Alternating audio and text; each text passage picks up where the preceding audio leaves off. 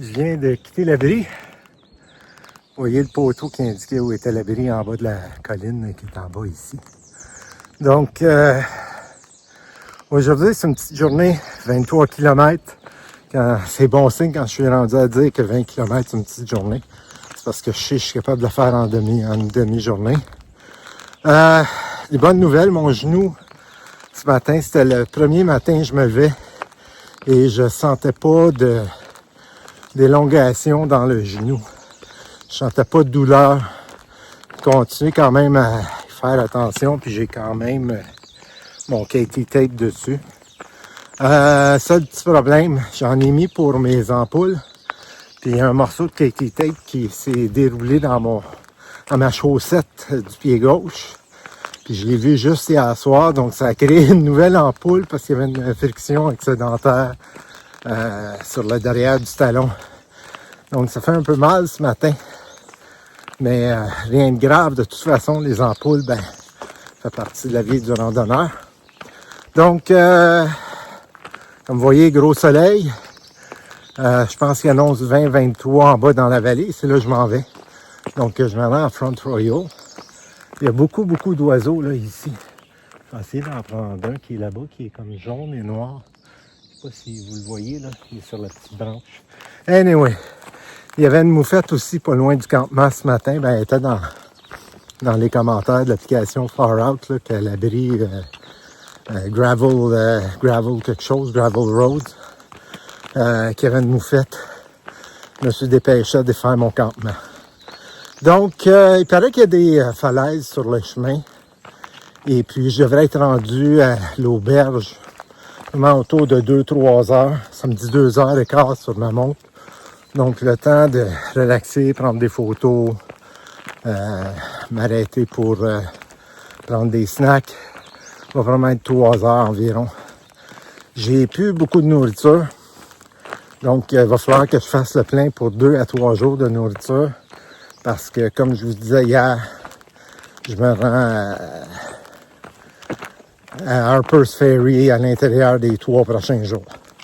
Donc, plus tard à suivre la chronique catégorie d'âge sur l'Haïti.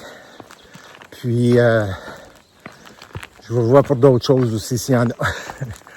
Donc, très belle journée ce matin. Très belle journée. Il va faire chaud, je vais faire attention aux serpents.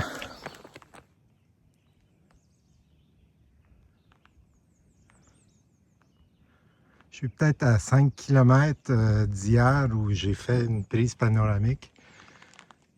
Je pense qu'au début de ce clip-là, vous avez vu le stationnement automobile où j'étais sorti de la forêt pour y aller. Et là, je continue vers le nord-est qui est par là. Donc, très belle vue.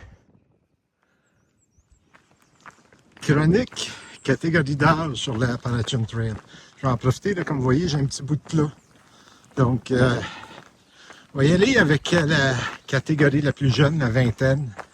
Je n'irai pas par génération, là, parce que c'est de 20 à 30 ans. Donc, on voit, et c'est probablement, en passant, cette chronique-là est basée sur mes observations personnelles. Donc, c'est pas une étude scientifique. Et puis, c'est aussi basé sur des échanges avec d'autres randonneurs. Donc, la vingtaine, c'est probablement la génération, ou c'est plutôt l'âge, la catégorie d'âge la plus fréquente. Je dirais ça représente environ 50% des randonneurs. Et celle-ci va être divisée en 2 catégories, j'y reviendrai. Mais en gros, ce sont des gens qui viennent de finir le collège, l'université, et puis qui en profitent avant de passer à une autre étape dans leur vie. Dans certains cas déjà établis, dans certains autres cas, je ne veux pas donner de nom parce que je ne veux pas violer leur intimité. Dans d'autres cas, ils se questionnent qu'est-ce que je fais ensuite. Donc, c'est ça. Donc, c'est dans la vingtaine. Et ceux-là, peuvent être catégorisés en 2. Ceux qui font la Haïti pour justement profiter, un peu plus hédoniste, on dirait. Même si on peut pas être vraiment hédoniste sur la Haïti à manger des repas surgelés, pas surgelés, déshydratés. Et donc, il y a ceux-là qui sont là vraiment pour profiter du paysage. habituellement vont faire beaucoup plus de kilométrage que moi, ou que des autres générations, mais en général, je suis pas mal dans leur vitesse. Donc environ entre 20 et 30 km par jour en moyenne. Et il y a l'autre catégorie de la vingtaine, ceux qui sont là pour le défi sportif. Ça, je peux vous en donner deux noms. Vous avez vu une photo il y a 2 jours. Donc, il y avait Pretty Boy et Ray. Eux font du 30-40 km par jour en terrain montagneux. Et ils font une course entre eux. Donc, je vais couper la chronique là parce que je vois que j'arrive à un stationnement et il y a du monde. Je vous reviens dans 2 minutes. Je continue la chronique. Ça a pris plus que 2 minutes, mais c'est pas grave. Donc, j'ai parmi les jeunes, il y a les sportifs. Et Pretty Boy et Ray en sont un parfait exemple. Ils font une course avec un autre randonneur, course fictive. Là. Donc, c'est celui qui va le plus vite et le plus loin pendant une journée. Puis ils sont en maudit s'ils se font dépasser, donc c'est ça. Mais parmi ceux-ci, il y a les sportifs extrêmes qu'on a surnommés les hardcore. Eux autres se retrouvent dans toutes les catégories d'âge. Ce sont ceux qu'on voit arriver à l'abri, quand ils se couchent à l'abri. Ils arrivent à la longue frontale vers 9-10 heures. Et le lendemain matin, tu te réveilles et ils sont déjà plus là. Ils ont fait tremper le gruau pendant la nuit. Et oui, ils le mangent dans le tente rapidement le matin. Puis je vous jure, à 5h30, ils sont partis. Donc, je ne sais pas dans quelle catégorie d'âge ils sont, mais j'en ai vu à quelques reprises. Puis on en est tous conscients. Donc, ça conclut la chronique catégorie d'âge, la vingtaine. Puis là, ben, comme je monte, là, comme vous pouvez le voir, je vais arrêter ça là. Parce que je ne veux pas me casser la gueule. Ah ben, coudonc, j'ai passé tout droit. Je voulais aller voir ça, les roches de forme prismatique. Et je suis déjà rendu là. Puis c'était là, en bas. Je ne retourne pas sur mes pas. Je continue vers le nord.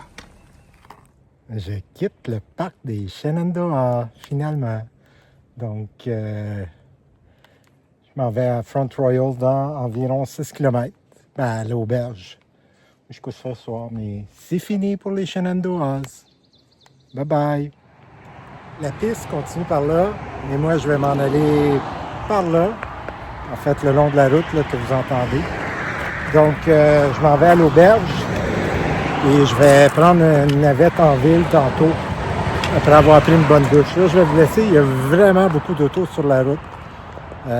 C'est très bruyant. Donc, on se voit peut-être plus tard à l'auberge. Donc, c'est une cabine qui date des années 1850, 1860. Donc, c'est mon lit. Il y a un futon ici. Là, j'ai mis tout mon stock dessus. Puis, je vais me coucher. Demain, j'ai un réveil à 6h, j'ai déjeuné à 6h30, donc je vous laisse là-dessus, parce que pour moi, il est l'heure de me coucher. Donc, je vous dis bonne nuit.